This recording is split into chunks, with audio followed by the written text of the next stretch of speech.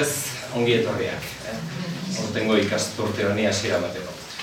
Sed bienvenidos, que todos los que estáis aquí hemos recibido ya información adecuada de este curso, simplemente un recordatorio.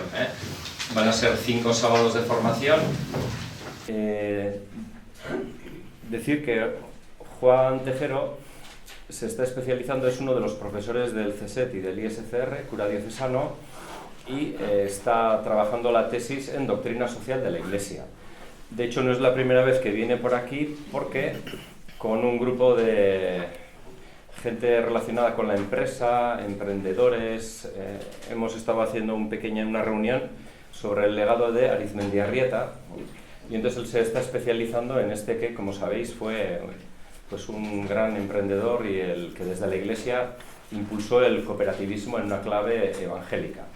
Con lo cual, Juan, te sabemos que eres solvente en estos temas.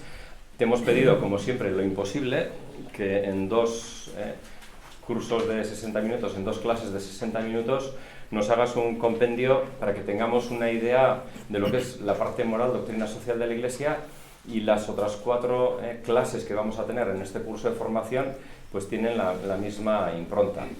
El título lo hicimos un poco el equipo de la UA. Decidimos que la pregunta fuera ¿qué novedades aporta el cristianismo? De tal manera que es un curso para la gente ya que estamos dentro y muy convencida, pero también tenemos en clave, como nos pide el Papa, que esto lo pueda ver, estos vídeos, cualquier persona de fuera de la Iglesia y de una manera comprensible pues pueda ver no solamente la bondad, sino la belleza de lo que el Evangelio es cuando se lleva a la vida. Y ya por dejarte la palabra, no me resisto al texto que hoy en el oficio de lectura que solemos leer todos los días, pues la providencia, además de Nunilo y Alodia, que son las mártires que celebramos hoy en la diócesis de Pamplona, leo un párrafo del Concilio Vaticano II de la Gaudium et Spes. La compenetración de la ciudad celeste con la ciudad terrestre solo es perceptible por la fe. Más aún, es el misterio permanente de la historia humana que hasta el día de la plena revelación de la gloria de los hijos de Dios seguirá perturbada por el pecado. La Iglesia, persiguiendo la finalidad salvífica que es propia de ella, no solo comunica al hombre la participación en la vida divina, sino que también difunde, de alguna manera, sobre el mundo entero, la luz que irradia esta vida divina, principalmente sanando y elevando la dignidad de la persona humana, afianzando la cohesión de la sociedad y procurando a la actividad cotidiana del hombre un sentido más profundo, al impregnarla de una significación más elevada. Así la Iglesia, por cada uno de sus miembros y por toda su comunidad, cree poder contribuir ampliamente a humanizar cada vez más la familia humana y toda su historia. Tienes la palabra, Juan. Muy bien, muchas gracias.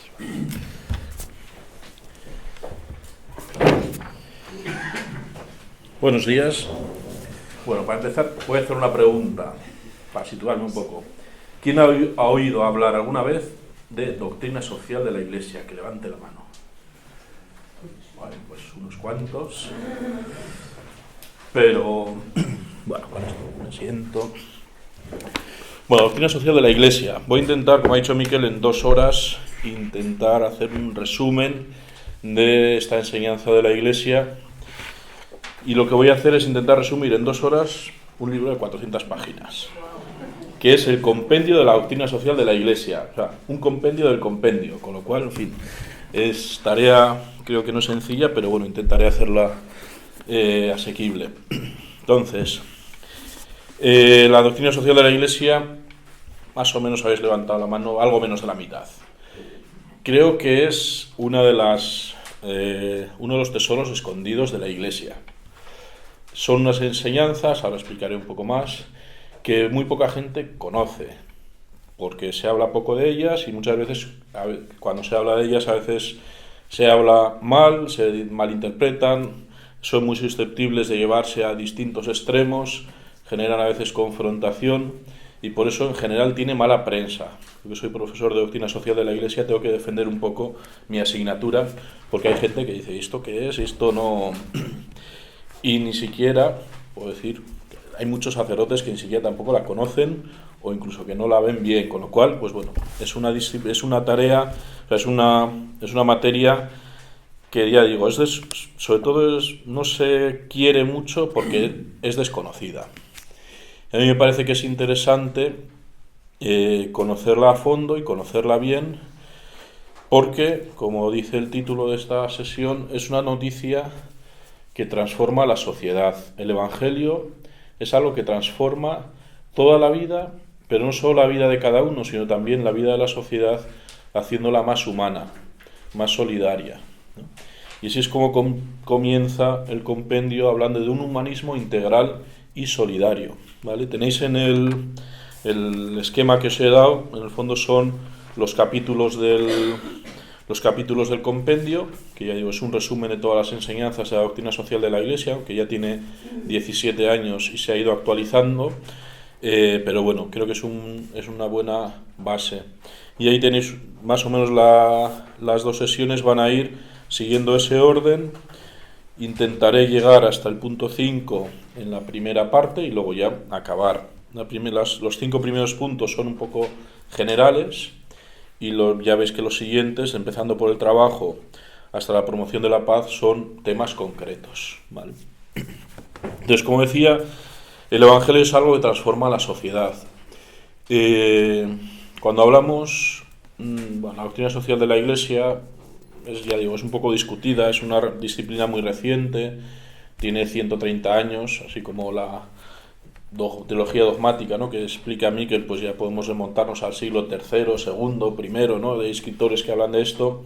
La doctrina social de la Iglesia como tal nace en 1892 con la encíclica Rerum Novarum del Papa León XIII, con lo cual es muy reciente. Y además ha seguido una... ¿Se me oye bien? Sí, vale. Ha seguido una trayectoria que es un poco diferente a otras disciplinas teológicas, porque sobre todo ha surgido a partir de documentos de los papas principalmente, pero también de obispos y de diversos organismos de la Iglesia. Podríamos definir, ¿no?, y así una definición rápida, la doctrina social de la Iglesia es el cuerpo, son todos los escritos que tiene la Iglesia sobre la vida social, política y económica, más o menos, ¿vale? Es así una definición rápida y para entendernos. Y que, como digo, nació en 1892, cuando el Papa León XIII se da cuenta de que todos los problemas que estaba generando la revolución industrial, generan una situación social difícil, con todos los obreros, las huelgas, las malas condiciones de vida. Si me pongo de pie igual mejor, me veis mejor desde atrás, ¿verdad? Y me voy a quitar esto que hace calor. Voy a esperar. A ver, a ver si se me oye y se me coge bien la cámara, ¿vale? Entonces, así, para que no retumbe, así mejor, ¿no? Vale. Entonces, como digo, principalmente crece a base de documentos que van escribiendo los papas, principalmente, y una vez que han escrito los papas los documentos, luego los teólogos los han estudiado, que es justo al revés de lo que pasa, por ejemplo, en muchas materias de teología. Los teólogos dan vueltas a problemas, aparece una cosa que no se entiende, dan vueltas y al final la Iglesia se pronuncia pues en un concilio, en un documento, en alguna cosa, para definir un poco cómo es esa cuestión. Pues aquí pasa al contrario. El que toma la iniciativa es el magisterio de la Iglesia, son los escritos de los papas, de los obispos o distintos autores. Bueno, no, los autores luego son los que estudian y sacan los principios fundamentales que, por ejemplo, dan origen a este libro, al compendio, que es el que es un resumen de los principios fundamentales de la doctrina social de la Iglesia, que están contenidos en cientos de escritos de 100 y poco años, ¿vale? Entonces, como digo, es una noticia que transforma la sociedad. Y esto es importante porque cuando explicamos la moral, que es la forma de actuar bien, la forma de conducirnos hacia la felicidad, ¿no?, así lo explica Santo Tomás, ¿no?, ¿cuál es el fin del hombre? La bienaventuranza eterna, la felicidad eterna, ¿no? Y cuando hablamos de moral, la doctrina social podemos decir que pertenece a la moral, aunque esto también hay algunos que lo discuten, no vamos a entrar en eso. La moral lo que nos hace es mostrarnos cuál es el camino que Dios quiere para nosotros y así alcanzar la felicidad, ¿no? Y Santo Tomás dice la bienaventuranza, la felicidad eterna. ¿Y cómo debemos comportarnos? Desde el Concilio Vaticano II se ha dividido el estudio de la moral principalmente en moral de la persona y moral social, ¿vale? Y esto creo que tiene un pequeño peligro, y es que de alguna manera parece, y se ve muchas veces en la sociedad, ¿no?, que hay una forma de actuar en la vida privada y otra en la vida pública, ¿no? Y entonces eso hace como que rompe a la persona. ¿Por qué? Porque cuando actuamos somos la misma persona, y si no lo hacemos así, estamos presentando una visión, o sea, una forma de ser nosotros distinta en la sociedad de lo que realmente somos. Por tanto, estamos actuando de forma farisaica o estamos presentándonos ante la sociedad con una pantalla, con una mentira, con una... ¿no? A mí me parece que es muy importante unir ambas cosas, ¿no? Pensar que la persona que actúa es la misma en privado y en público. Y además, y por tanto hay una unión en lo que hacemos, en lo que no nos ve nadie, y en lo que hacemos, en lo que nos ven las demás personas, ¿no? Por eso, la moral social, doctrina social, vamos a decir que es muy parecido, es lo mismo casi, está muy unida a la moral de la persona. Entonces, ¿por qué? Porque nosotros vivimos en sociedad, ¿no? Y Aristóteles decía que el hombre es un animal político. Somos seres sociales por naturaleza. Dios nos ha querido crear no en solitario, sino que nos ha creado con más gente, con más personas a nuestro alrededor, que nos ayudan y a las cuales nosotros debemos ayudar, ¿no? Y cuando yo ayudo, no soy distinto del que actúo yo por mi cuenta, de mis pensamientos internos que nadie ve. Soy siempre la misma persona. Por eso es importante darnos cuenta de que hay una unión muy potente, una unión intrínseca que forma parte de nuestro ser humano entre lo que hacemos nosotros y lo que hacemos de cara a la sociedad. Por eso el Evangelio, que viene a transformar toda la realidad humana, tiene un mensaje social y un mensaje transformador de la sociedad.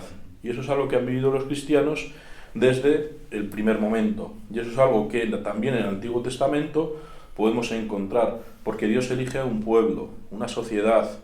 No elige solo a una persona, sino que nos elige en conjunto, aunque luego tiene un amor predilecto por cada uno de nosotros, ¿no? Pero en el mensaje, en la revelación divina, ya hay un contenido social. ¿Qué pasa? Que este contenido social se puede explicar de muchas maneras y, como digo, tiene una relevancia importante. Siempre se ha estudiado, ¿no?, estos temas en los mandamientos. Hay mandamientos que vemos que tienen que tener relevancia hacia las demás personas, ¿no? Cuando se estudiaba la moral con virtudes, pues también se hablaba de la justicia, la relación con los demás. Pero hay una especial sensibilidad por estos temas, principalmente desde finales del siglo XIX. Esto no significa que la doctrina social nazca en el vacío, surja de la nada, sino que podemos rastrear toda una historia hasta el Evangelio, incluso también podemos remontarnos a todo el Antiguo Testamento. Y así es lo que, en el fondo, eso es lo que Dios quiere para la humanidad, ¿no? Y fijaos cómo el primer capítulo del compendio, el designio de amor de Dios para la humanidad, ¿no? No empieza hablando de las estructuras sociales, ¿no? Empieza hablando de lo que Dios quiere para la humanidad, del amor de Dios. Y habla de la acción liberadora de Dios en la historia de Israel y cómo es la intimidad divina. ¿Por qué somos seres sociales? Porque hemos sido creados a imagen y semejanza de un Dios que no es un ser solitario, sino que son tres personas y un solo Dios. En Dios hay una comunión. Hablando mal, y trasladándolo a nuestro tema, podemos decir que ya hay una primera sociedad divina, ¿no? Desde siempre. Dios no es un ser que vive solo, sino que vive en comunión, es una comunión de tres personas. Por tanto, si nosotros estamos creados a imagen y semejanza de un Dios que es trino, que es uno y trino, también estamos llamados a vivir con otras personas. Y por tanto, la sociedad forma parte de nuestra naturaleza. Y ese es el origen y meta de la persona humana. Así lo titula uno de los párrafos, ¿no? Es decir, nacemos del amor de Dios, un amor que no es solitario, y estamos llamados a reflejar en nuestra vida ese amor de Dios. Por tanto, estamos llamados a reflejarlo con las demás personas. Y por eso el Evangelio tiene algo que decir, la revelación divina tiene algo que decir sobre nuestra vida en sociedad. Y eso es algo que poco a poco se ha ido desarrollando y que, como digo, en los tiempos modernos, desde 1890, pues ha tenido una especial importancia. A veces también, y esto es una de las cuestiones generales, se plantea, ¿no?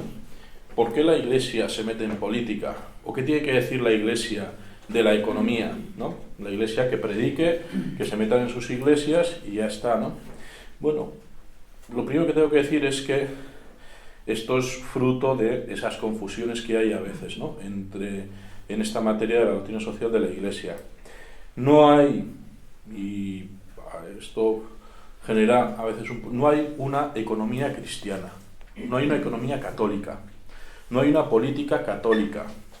Lo único que dice la Iglesia son valoraciones morales sobre las distintas formas de vivir la economía, la política, la vida en sociedad que se encuentra, ¿no? Y ahí da una serie de indicaciones morales que dicen esto es bueno para la persona o esto le hace daño. Pero no hay, o no, al menos no debería haber un pronunciamiento claro, porque la Iglesia, no es papel de la Iglesia decir la economía tiene que ser así o la política tiene que ser de esta manera, hay que votar a estos o a estos otros, ¿no? El día que un obispo os diga o un cura os diga hay que votar a este, pues no está viviendo bien su papel, ¿no? Porque hay una autonomía relativa, así lo dice, ¿no?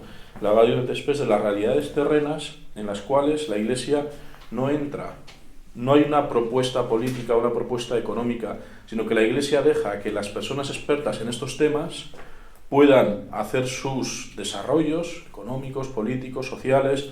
Voy a hablar de economía, política y sociedad como un resumen de todo lo que, cada vez que hablo de esto, para sintetizar, ¿no? Los temas de los que habla la doctrina social. Son muy amplios, los veremos en la segunda parte. Pero lo único que hace la Iglesia es dar una serie de indicaciones morales que dicen, este programa, por ejemplo, esta escuela económica o estas propuestas económicas se ajustan mejor a lo que dice Jesucristo y, por tanto, hacen más bien en la sociedad. Pero no es tarea del Papa o del presidente de la Conferencia Episcopal decir si hay que bajar o subir los tipos de interés, ¿no? Eso pertenece a los expertos en economía. Ahora, eso tiene una serie de consecuencias que afectan a la vida de las personas y habrá que ver si esas consecuencias son buenas o malas. Pero una cosa que tiene que quedar clara es que no hay una política, una economía católicas, ¿vale? Y hay una gran variedad. De hecho, el Papa Pablo VI, en una de sus encíclicas sociales, ahora no me acuerdo cuál es exactamente, dice, ¿no? Los católicos podemos tener ideas muy distintas en estos ámbitos. Hay economistas católicos que presentan una serie de propuestas que son muy distintas a las de otros economistas católicos. Y dice, lo que no tenemos que hacer es enfrentarnos unos a otros. No somos enemigos. Tenemos que vivir con caridad, con unión, confrontando las ideas y aportando los argumentos que las ciencias pueden dar para poder ver qué es lo mejor. Pero pide el Papa, por favor, que no nos enfrentemos por estos temas. Tenemos que vivir siempre la unidad, que es un reflejo de lo que es el ser de Dios, trino y uno. Vive en unidad, aunque sean tres personas, viven en una comunión. Y es lo que estamos llamados a vivir también en todos los ámbitos de nuestra sociedad, ¿vale? Entonces, así ideas un poco rápidas, ¿no?, de lo que he dicho. La doctrina social de la Iglesia es los mensajes del magisterio sobre temas de principalmente economía, política, sociedad. Son desde el punto de vista moral, no son técnicos, y hay una gran libertad para las distintas actuaciones de los católicos, ¿no? Y también es una propuesta que se hace no solo a los católicos, sino también a todas las personas. La última la última exhortación apostólica, el último escrito así grande de la doctrina social de la Iglesia es la Laudate Deum del Papa Francisco, publicada el 4 de octubre, sobre temas de ecología. Y está dirigida a todas las personas de buena voluntad, ¿no? Igual que decíamos, bueno, que estos cursos, ¿no?, están llamados no solo a nuestra propia formación, sino también a abrirnos a otros, ¿no?, y en el fondo a vivir la misión evangelizadora que tiene la Iglesia. A mí me parece que la doctrina social es una buena herramienta para la evangelización. ¿Por qué? Porque nos ayuda a compartir muchas inquietudes y muchos problemas que tenemos con las personas de nuestro tiempo. Ya digo, en la ecología, todo el mundo habla de ecología ahora, el cambio climático, en fin, 1000 cosas que yo no soy experto y por tanto no entro a valorar. Pero la Iglesia tiene una palabra sobre esto, sobre la labor. A mí me ha pasado, ¿no?, amigos de muy distintas, ¿no?, amigos que son sindicalistas, no voy a decir de qué sindicato ni nada, pero con ideas más o menos opuestas bueno, no tienen una cercanía con la Iglesia, más bien son opuestos. Bueno, pues cuando yo una vez estuvimos hablando y les mostré, les enseñé, les hablé un poquito, ¿no?, un día que estábamos almorzando por ahí, les hablé sobre lo que dice la Iglesia, sobre la relación de la empresa del empresario con los trabajadores, sobre los derechos de los trabajadores, etc. Y dice, hombre, esto es algo que yo también me parece muy bien, ¿no? El problema es que, como digo al principio, como he dicho al principio, no se conoce, se ha malinterpretado. A veces dicen, no, si eres un cristianismo social, pues entonces parece que no puedes tener otros ámbitos, ¿no? Hay un libro que traduje hace unos años, iba a traer más por si al final queríais alguno, pero bueno, no he encontrado más, en fin, ha sido un poco desastre. Se llama Santidad y Justicia Social. El título es un poco provocativo, ¿no?, porque parece a veces que si uno aspira a la santidad, ¿no?, eso es, voy a hablar mal, mal y rápido, pero para que me entendáis, ¿no? Eso parece que es de tradición, ¿no?, de cristianos tradicionales, tapados a la antigua, ¿no? La santidad es solo para los de derechas, alguna cosa así, ¿no? La justicia social es para los progres, los de izquierdas, etcétera, ¿no? Y sin embargo, ya digo, ya he dicho hablando mal y pronto, para que me entendáis, porque me parece que eso no tiene ningún sentido. Esa distinción, esas dicotomías que se hacen a veces en la vida de la Iglesia, creo que no tienen sentido. Y la santidad está muy unida a la justicia social, y la justicia social a la santidad, porque en el fondo no puede haber una distinción entre nuestro actuar personal, que reza, ¿no?, es que reza mucho, reza el rosario, tal, y hay otros que están como, o sea, se separan mucho a veces, ¿no?, y otros están más empeñados en la transformación del mundo, son cristianos más radicales y tienen, bueno, es que eso es lo que tenemos que vivir todos. El camino hacia la santidad, hacia la unión con Dios, hacia la felicidad para siempre, tiene una dimensión social, porque somos, como he dicho, imagen y semejanza de un Dios que es uno y trino, y por tanto hemos de reflejar en nuestra vida esa vida de comunión con los demás. Y todo lo que tiene que ver con la justicia social, con la doctrina social de la Iglesia, es un camino a la santidad, y además que comparten muchos de nuestros contemporáneos.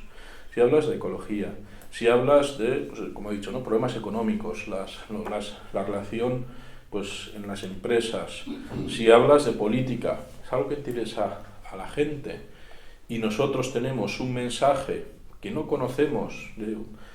Bueno, algunos sí que habéis dicho, ¿no?, que lo conocíais, pero en general es muy desconocido, y si lo conocemos mejor nos ayudará a evangelizar mejor la sociedad, porque tendremos puntos de contacto con mucha gente que nunca ha oído hablar de Jesucristo, y que sin embargo a través de estos temas tenemos un enganche, tenemos puntos de vista en común, sabiendo que las propuestas que son humanas alcanzan solo una parte. Nosotros tenemos un mensaje que nos viene de Dios, y por tanto se está llamado a transformar toda la realidad, no solo una parte de ella, sino toda la realidad, toda la sociedad, primero nuestras personas y luego la sociedad. Y de esa manera podemos, ¿no? Este librito son 14 vidas de santos o personas que están en proceso de beatificación que han tenido un vínculo con alguna de las áreas de la doctrina social de la Iglesia, ¿no? Y explica cómo a través de vivir precisamente esos aspectos es como han logrado llegar a la santidad, ¿no? Y me parece, bueno, si alguno queréis ya más adelante puedo traer a Miquel, pero bueno, vamos, que no tenía más para traer. Pero bueno, es un librito muy sencillo y que explica todo lo que vamos a ver ahora ejemplificado en vida de santos, ¿no? Es decir, no hay una oposición, no hay una dialéctica entre alcanzar la santidad y vivir la doctrina social, vivir la justicia social o vivir, ¿no? Todos los cristianos debemos conocer y vivir lo que significa la doctrina social porque forma parte del mensaje revelado por Dios, del mensaje de salvación para toda la humanidad que vive en sociedad, que vive con otros, ¿no? Y por eso no podemos esconder este tesoro. Y por eso me alegra mucho que me hayáis invitado a hablar de este tema, ¿no?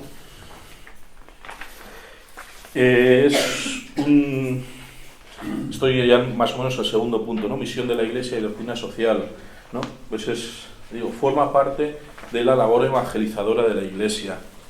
Y aquí tenemos que ver cómo lo vivimos cada uno.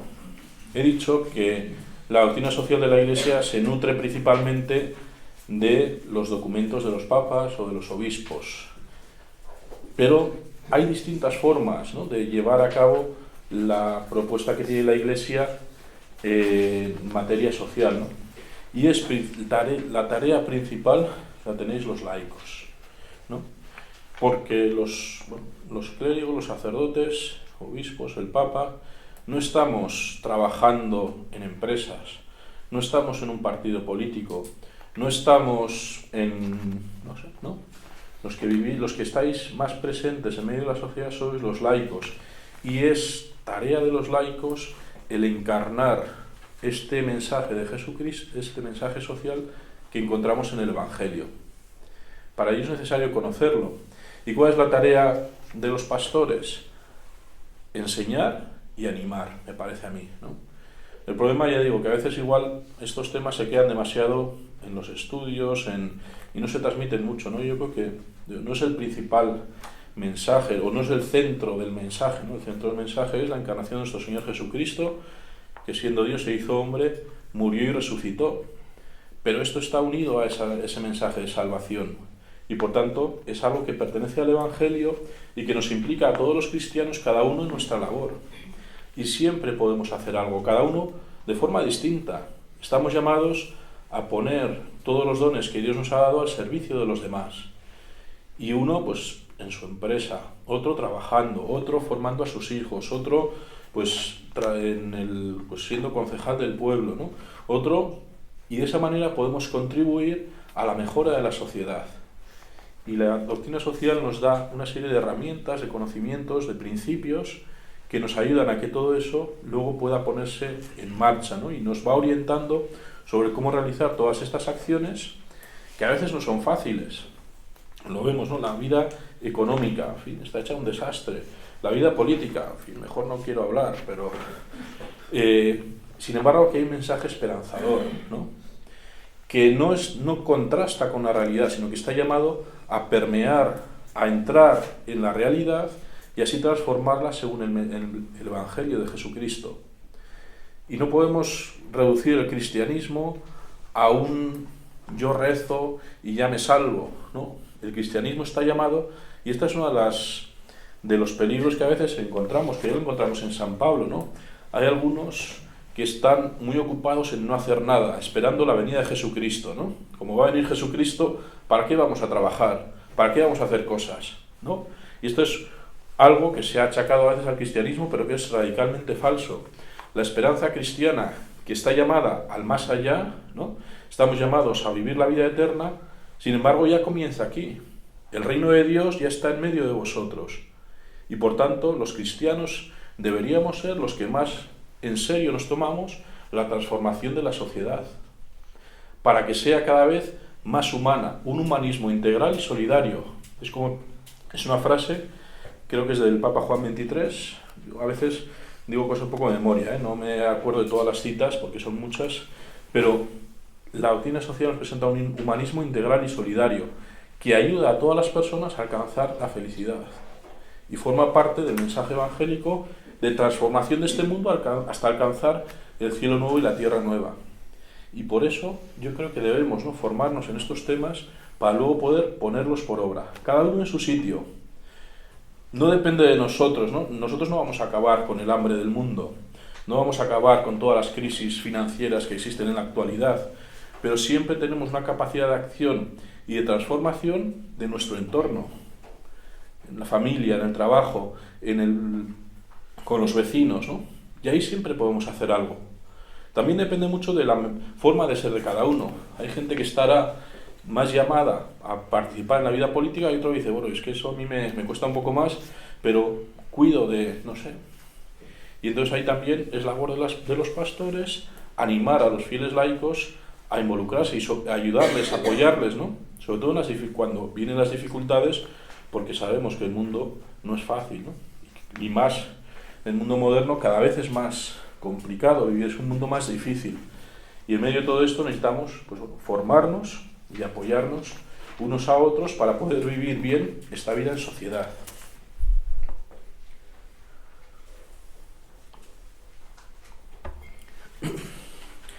Más o menos, bueno, ahí hay, dentro de la misión, ¿no?, de la Iglesia y la doctrina social, hace el compendio un rápido resumen, ¿no?, de la historia. Como he dicho, empieza la doctrina social, el documento que se considera el fundador de la doctrina social es la Rerum Novarum del Papa León XIII, 1892. Rerum Novarum significa las cosas nuevas, ¿no?, y hace sobre todo referencia a la cuestión obrera, ¿vale?, como he dicho antes. Y a partir de ahí hay una cosa que es curiosa, ¿no?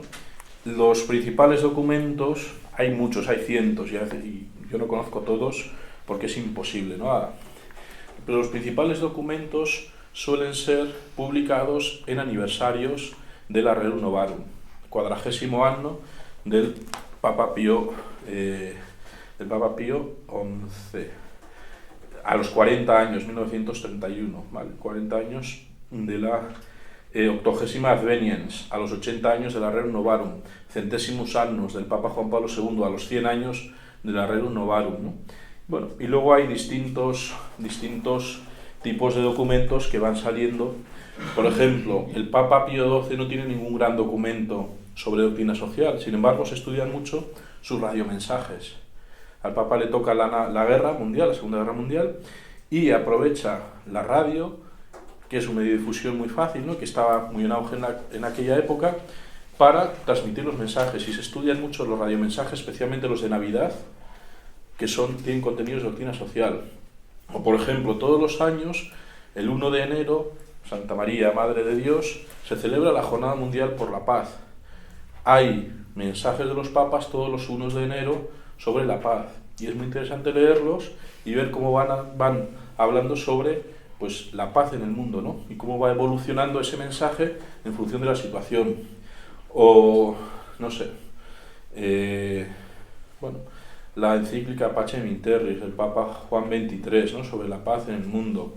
El Papa Benedicto XVI, ¿no?, tiene, pues, sobre todo Caritas in Veritate, se le llama, él intentó retrasarla un poco para que no se le llamara así, pero se le llama la encíclica de la crisis, del año 2007, 2008, toda la crisis, ¿no?, que hubo en aquel tiempo. Pues habla, ¿no?, de cómo deben ser las relaciones económicas para que sean más justas y sirvan mejor a las personas, ¿no?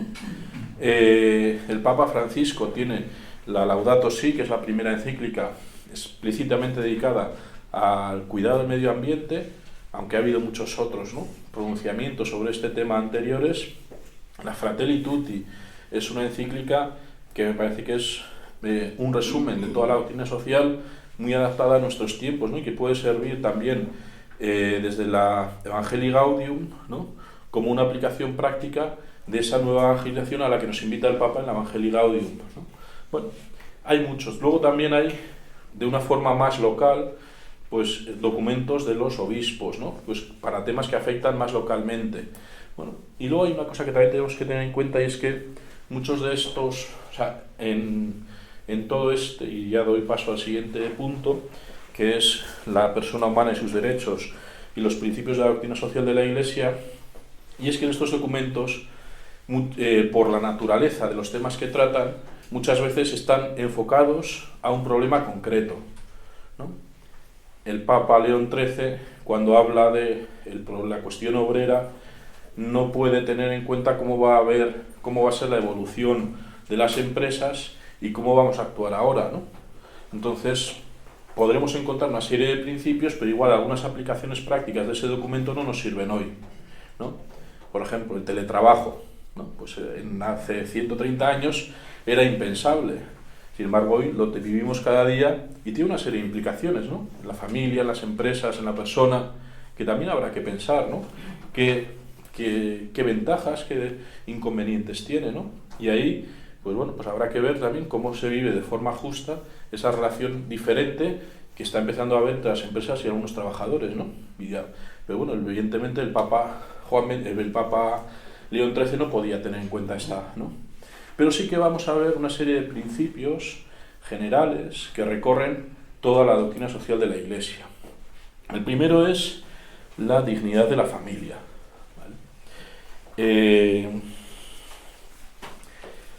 El centro de la doctrina social es la persona, ¿vale? El centro de la sociedad es la persona humana, ¿vale?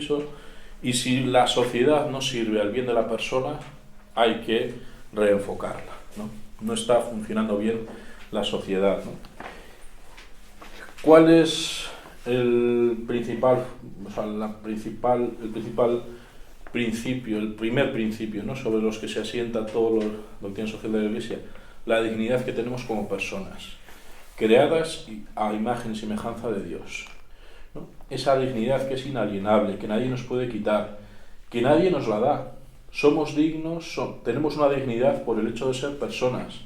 Nadie nos da esa dignidad. No, yo no puedo decir tú eres digno y tú no eres digno, ¿no? Somos dignos por el hecho de ser personas. Y eso es algo que debemos reconocer nosotros mismos en nuestra propia persona y en los demás. Y las autoridades también deben respetar esa dignidad, reconocerla y respetarla, ¿no? ¿Qué pasa? Que somos creados a imagen y semejanza de un Dios que es infinitamente bueno, pero si leemos el Génesis, ¿no?, todo esto viene desde el principio, ¿no? O sea, esto no, aunque tenga su explosión a partir del año 1890, todo lo que nos remontamos al Génesis, ¿no? Es bueno siempre ir a los principios, ¿no? Dios nos crea en comunión, hay una unión perfecta entre Adán y Eva, pero entra el pecado. Y esto transforma la realidad humana. Esa comunión inicial que había entre Adán y Eva se rompe por el pecado y empiezan las dificultades en las relaciones con los demás. Y esto es algo que se ha transmitido hasta la actualidad.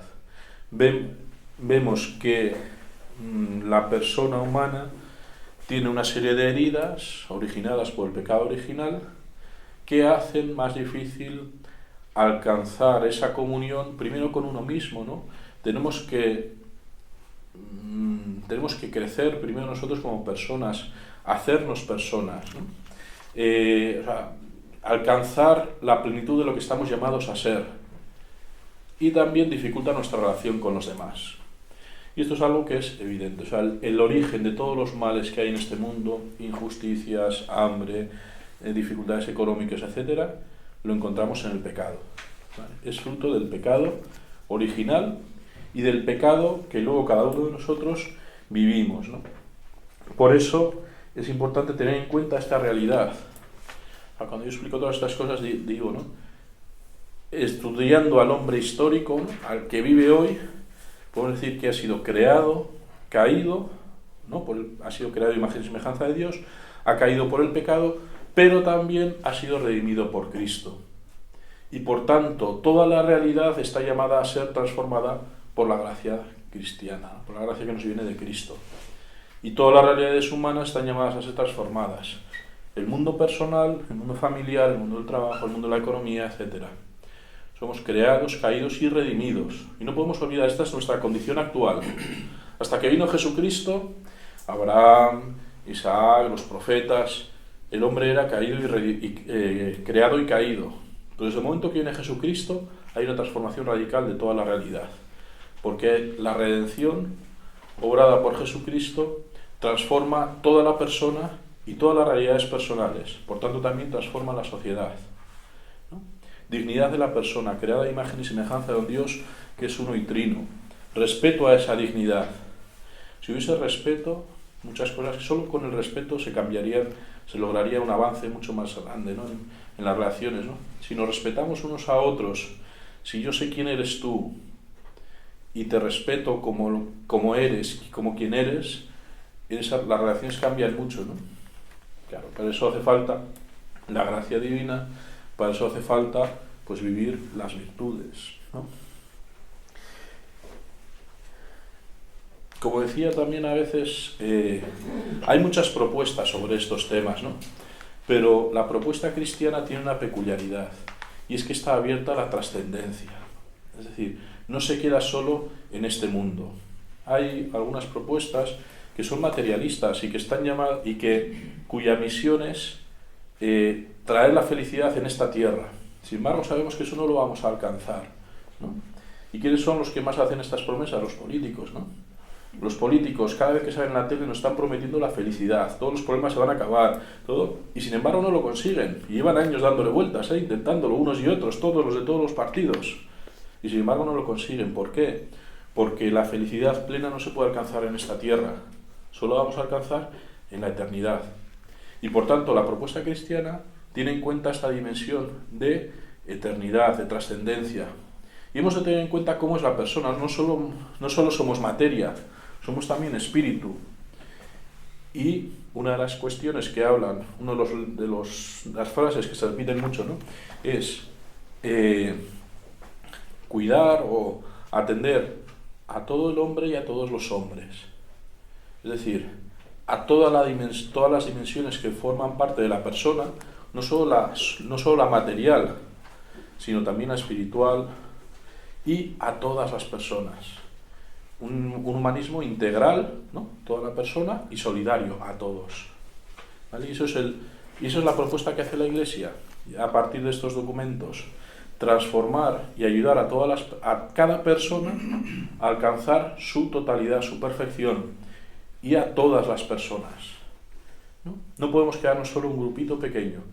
Esta realidad tiene que ser transformadora del mundo entero, porque todas las personas que viven en esta tierra tienen la misma dignidad, y por tanto es necesario reconocer y respetar la dignidad de cada una de esas personas, ¿no? Una de las cuestiones en las que se manifiesta esta dignidad son los derechos humanos, ¿no?, que es un reconocimiento de esa dignidad, que el problema que tiene es que muchas veces no son respetados, ¿no?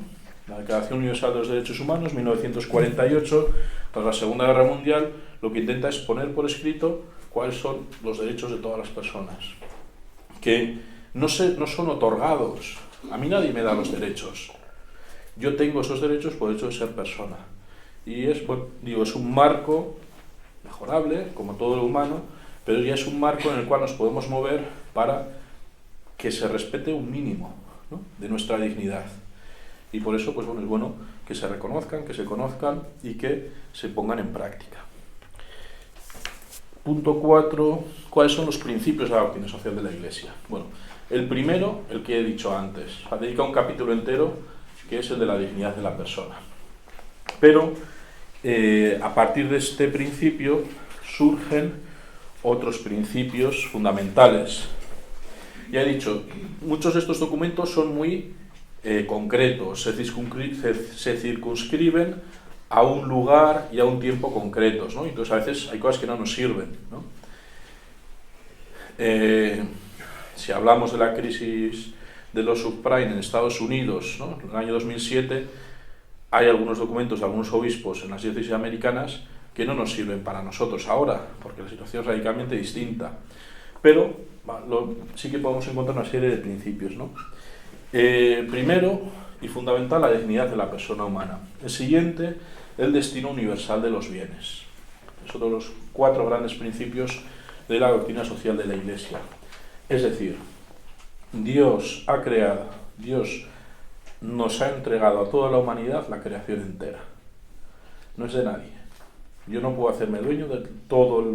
Dios me lo ha entregado todo y Dios ha creado todo para que nos sirva para nuestro bien, para nuestro sustento, para que podamos vivir con dignidad. Y así se lo entrega a Adán y Eva, ¿no? Cuando, depende del relato de la creación que veamos, ¿no? Dios entrega a todos los animales, ¿no? Ponles nombre, cultiva la tierra, ¿no? Te servirá de alimento, ¿no? Dios nos ha dado toda la creación para que nos sirva. El problema es cuando nos apropiamos de parte y unos vivimos con mucho y otros viven con nada, ¿vale? El destino universal de los bienes. Esto significa que Dios ha creado todo para todos. Esto no significa que no exista la propiedad privada, que es lo que hay algunas corrientes ideológicas, económicas, que intentan abolirla, ¿no?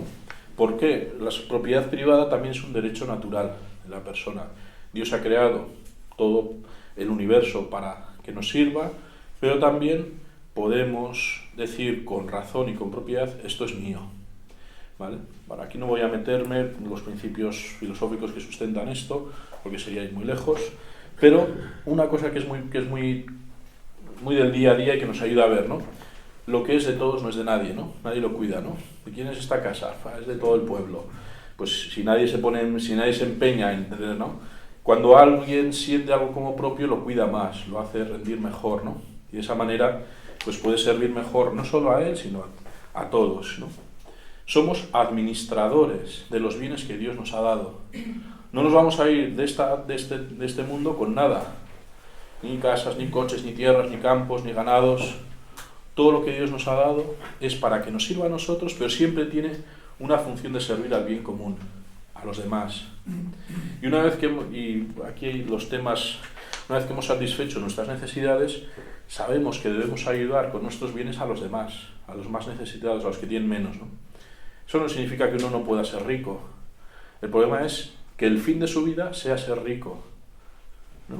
Las riquezas son vistas como una bendición por parte de Dios en la Biblia. El problema es que las riquezas te atrapen el corazón y tú no compartas esas riquezas con los demás, ¿vale?